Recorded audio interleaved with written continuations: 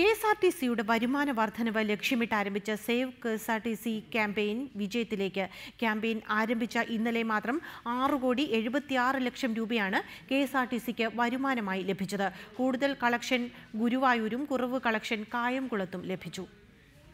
കെഎസ്ആർടിസിയുടെ പ്രതിദിന വരുമാനം 6 കോടി രൂപയാക്കി വർദ്ധിപ്പിക്കുക എന്ന ലക്ഷ്യത്തോടെയാണ് KSRT employees association save KSRTC എന്ന പേരിൽ ഇന്നലെ മുതൽ ക്യാമ്പയിൻ ആരംഭിച്ചത്.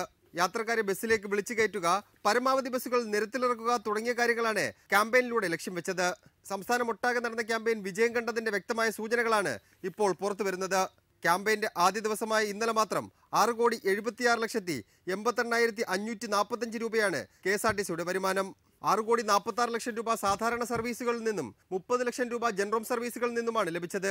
ഏറ്റവും കുറവ് വരുമാനം കായംകുളത്തും ഏറ്റവും കൂടുതൽ വരുമാനം ഗുരുവായൂരുമാണ് ലഭിച്ചത്. ആവശ്യമായ സ്പെയർ പാർട്സുകൾ അനുവദിച്ച് പരമാവധി ബസ്സുകൾ നിരത്തിലിറക്കാമെന്ന് ജീവനക്കാർക്ക് മാനേജ്മെന്റും ഉറപ്പു നൽകിയിട്ടുണ്ട്. റിപ്പോർട്ടർ, തിരുവനന്തപുരം.